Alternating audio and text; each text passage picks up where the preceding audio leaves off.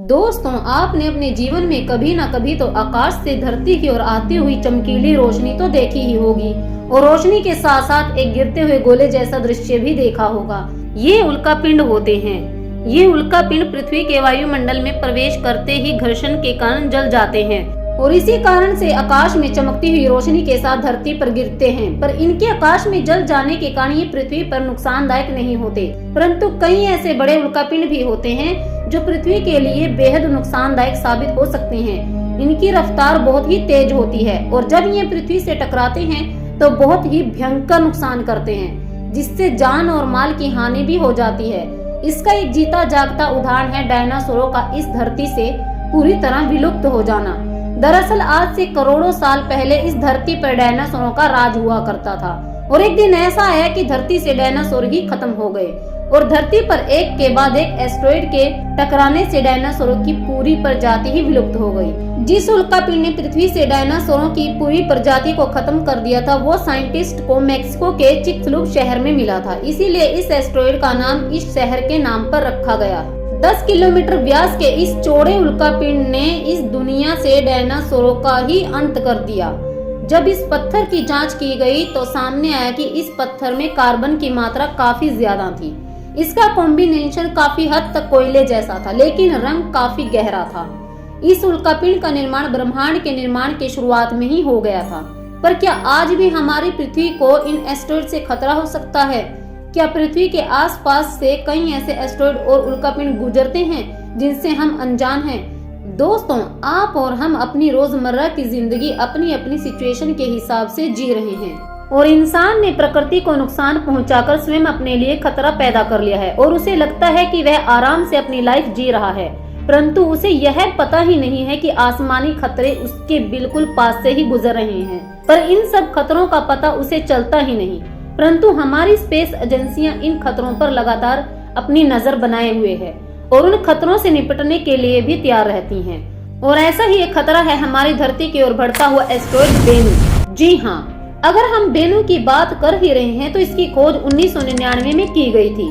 Bennu ऐसा ही एक near अर्थ क्षुद्र ग्रह है जिसकी खोज नियर अर्थ रिसर्च टीम द्वारा 1999 में की गई थी।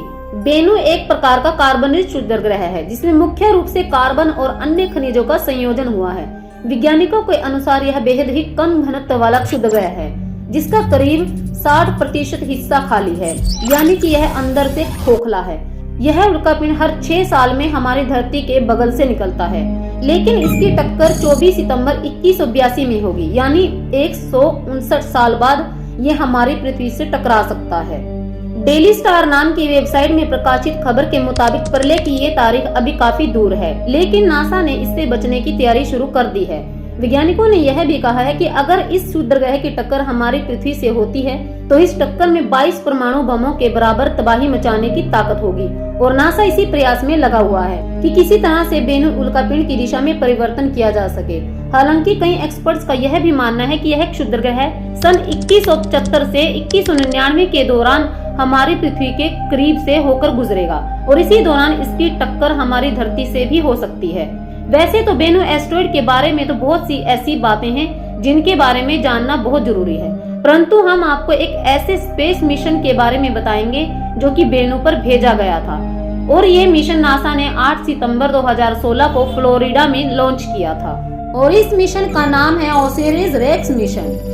इस मिशन का काम था बेनू पर से उसकी मिट्टी के सैंपल्स कलेक्ट करना और उसे सुरक्षित वापस धरती पर रिसर्च के लिए लाना।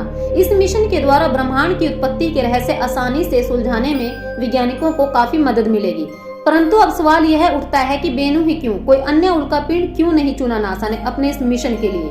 क्योंकि इसके निर्माण के बाद से इस क्षुद्र ग्रह की संरचना में पिछले कई अरबों वर्षों के दौरान कोई बड़ा बदलाव नहीं आया है। इसका अर्थ यह है कि सतह में मौजूद रसायन, धूल और चट्टानें हमारे सौरमंडल के जन्म के साक्षी हो सकते हैं, यानी कि आप इस क्षुद्र ग्रह को अंतरिक्ष में मौजूद एक टाइम कैप्सूल भी कह सकते हैं जो हमें हमारे सौरमंडल के निर्माण के बारे में काफी कुछ बता सकता है।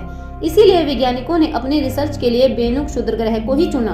करीब 2 सालों तक 319 मिलियन किलोमीटर की लंबी यात्रा करने के बाद अगस्त 2018 में अंतरिक्ष यान ने पहली बार बेनू क्षुद्र ग्रह की झलक दिखाई थी। इस मिशन के दौरान अंतरिक्ष यान ने पहली बार बेनू की तस्वीरें ली और फिर उसकी आकृति कक्षा का अध्ययन किया। इसके बाद ओसिरिस रेक्स अंतरिक्ष यान ने फरवरी 2019 में अपने एक और विस्तृत सर्वेक्षण चरण की शुरुआत की। इस चरण के दौरान यह अंतरिक्ष यान कई अलग अलग दिशाओं से बेनुक क्षुद्र ग्रह के करीब से गुजरा ताकि यह इसकी सतह के करीब से अध्ययन कर सके। अलग अलग सतहों का अध्ययन करने के बाद आखिरकार इस अंतरिक्ष यान को बेनु के उत्तरी ध्रुव में मौजूद नाइटिंगेल नामक जगह को सैंपल साइट के तौर पर चट्टान पर चुना गया। यह साइट अन्य साइटों की बजाय अपेक्षाकृत युवा है, जिसकी सतह में मौजूद धूल और चट्टानें पूरी तरह से ताजा है। इसके बाद 20 अक्टूबर 2020 को इस अंतरिक्ष यान ने अपने टच एंड गो मिशन की शुरुआत की। इस दौरान यह अंतरिक्ष यान क्षुद्र ग्रह की सतह को छूकर वहां से नमूने इकट्ठा कर वापस अपनी कक्षा में चला गया। इस अंतरिक्ष यान ने अपने रोबोटिक आर्म से बेनु की सतह से धूल और चट्टानों के नमूने एकत्रित किए और जब वैज्ञानिकों को यह विश्वास हो गया कि उन्होंने इस मिशन के लिए करीब 60 ग्राम सैंपल कलेक्ट कर लिए हैं, तब उन्होंने अंतरिक्ष यान को पृथ्वी की ओर आने का कमांड दिया। इसके बाद 7 अप्रैल 2021 को अंतरिक्ष यान ने आखिरी बार बेनु क्षुद्र ग्रह के फ्लाई बाई को अंजाम दिया और धीरे धीरे पृथ्वी तक की अपनी यात्रा शुरू की। 10 मई को अंतरिक्ष यान ने अपने मुख्य इंजन को चालू कर दिया ताकि वह पृथ्वी तक अपनी यात्रा के लिए अपनी गति बढ़ा सके। इसके बाद अंतरिक्ष यान ने 321 मिलियन किलोमीटर का सफर तय किया और 24 सितंबर 2023 को पृथ्वी की कक्षा में प्रवेश किया, जिसमें बेनु एस्टेरॉयड के नमूने थे। इसके बाद अंतरिक्ष यान में लगे मुख्य कैप्सूल ने 24 सितंबर 2023 को खतरनाक सफर तय करने के बाद सैंपल लेकर अमेरिका के यूटा रेगिस्तान में उतरा।